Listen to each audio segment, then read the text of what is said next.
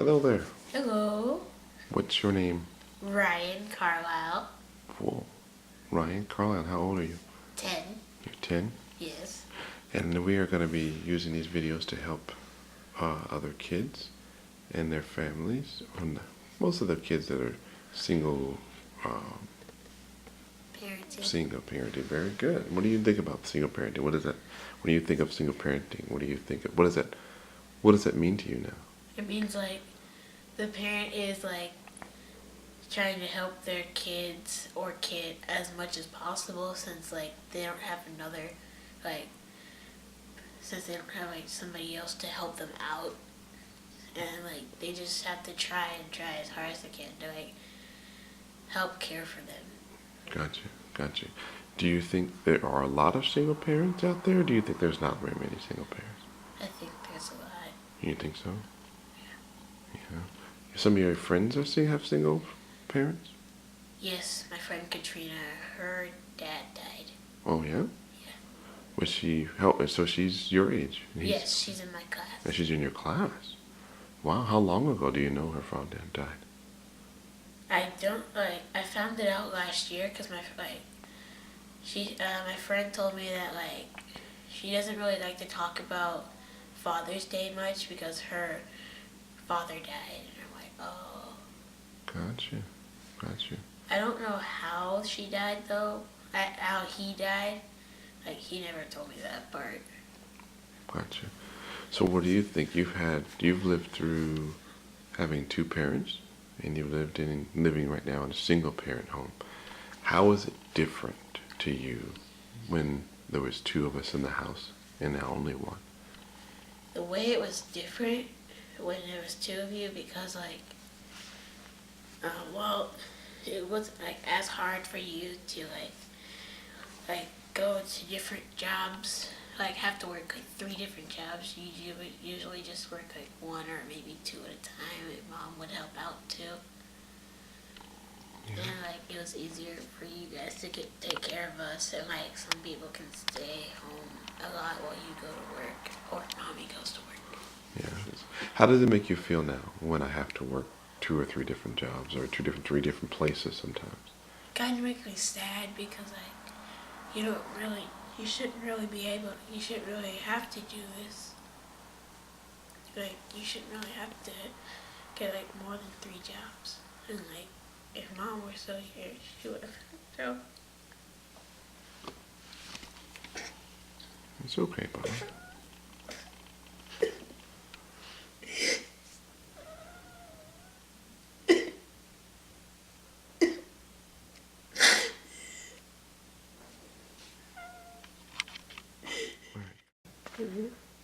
If we moved right away,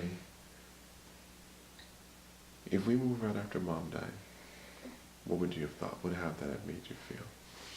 Or you feel there's things that we have done with her have been taken away from me. Yeah. And you remember all the times when Mom was sick. Dad went to the hospital as often as I could, right? So, but we stayed here at the house, right? Mm-hmm. And my goal, I used to always tell you, I don't know if I'm going to tell you that, I would always tell other people that I want to keep your guys' life as normal as possible. That was what you guys thought was normal, right? And normal for you guys was living here, huh? Mm-hmm. And me coming home every day, right? And you guys seeing me every day and every night before you went to bed, right? So, I tried to do that as often as I could, right? Mm-hmm. And even now when I have to work a lot more than you guys would like, I'm usually here when you get home from, we ready to go to bed, right? Right. There's not many nights when you guys are here and I'm not here, right? Not too many nights. And I went to the conference this past week for 2 days, and that was something for Dad to have some fun and get recharged and seek God, right? Mm-hmm. But it's not very often I'm working overnight, right? Right. My Abbott job, lets me work from remote a lot, right? Mm-hmm. So I'm here to take you guys to school, right? Mhm. Here to pick you guys up from school. And you like that or no? Mhm.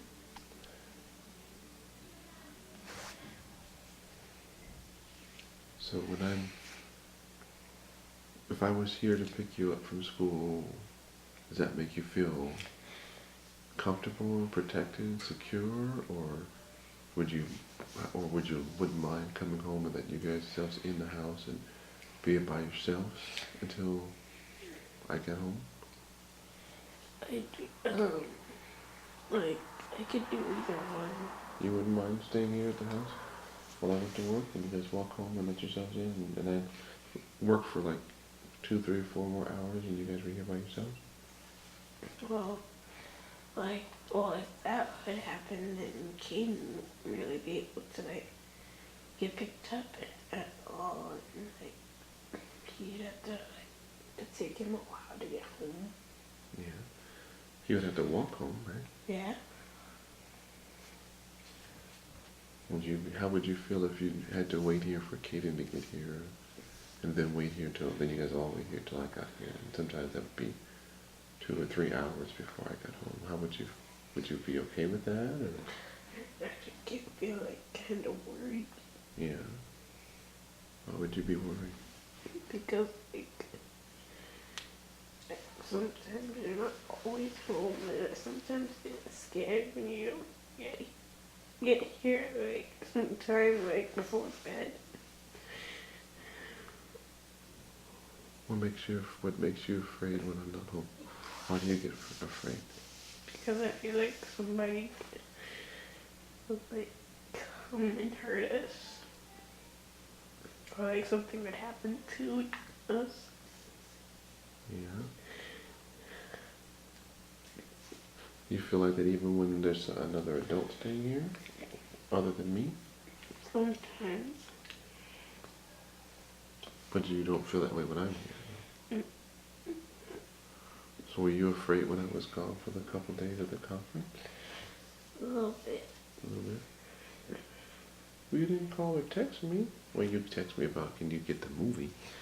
Yeah, and like Jason and Jeffrey and stuff.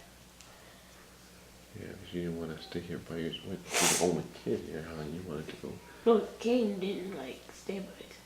Like, I thought Kane was gonna go with Jason over to his house. Mm-hmm. But then, like, Jason and Jeffrey just came over and they decided to spend the night.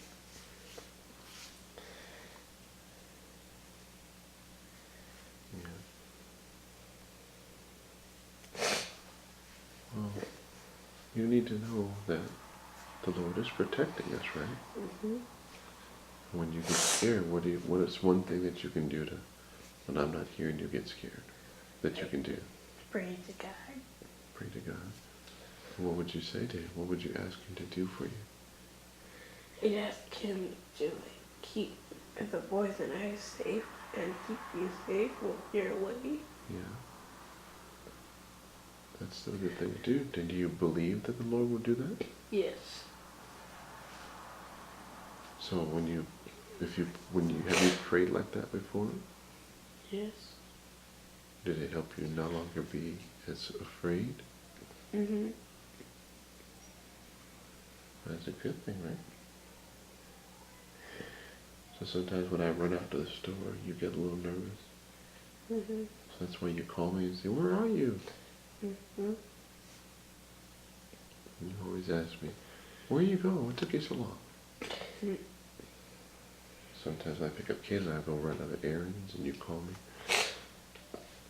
where are you? Yeah, because, like, usually, like, when you go pick up Caden, and, like, you get home after, like, usually it's the time that you would be home after picking up Caden, I usually feel like something happened to you, like, something happened. Are you afraid of something happening to me? Mm-hmm.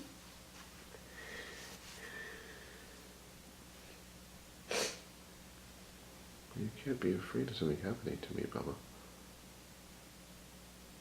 Because God takes care of all of us, right? Mm-hmm. Yeah. And I tell you guys this before, right? I know It can make you scared, but you know, even if something were to happen to me, God would take care of you, right? And you know, I always try to live by Romans 8:28-30, right?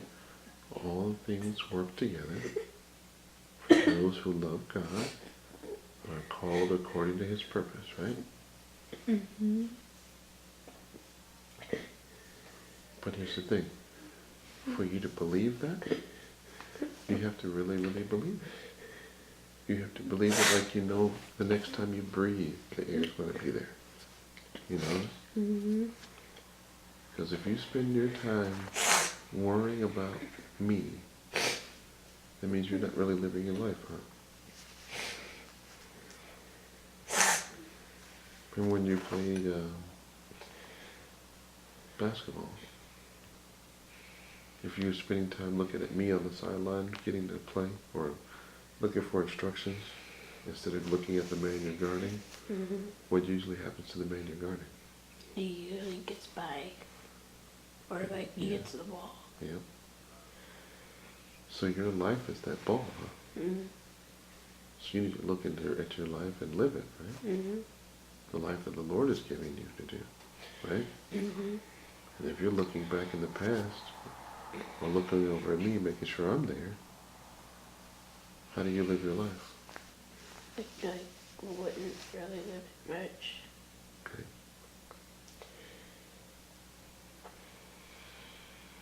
And even with volleyball, right? You're a good server, right? Yes.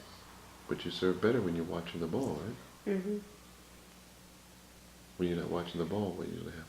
I usually like mess up and it goes out, or I don't make it over. So, what is the lesson that you learn volleyball serving wise, or even hitting the volleyball? Like always pay attention to the ball. Now apply that to your life. What do you learn that from life we just talked about? Like I always need to like focus on like what I'm doing and make sure I live my life as much as possible.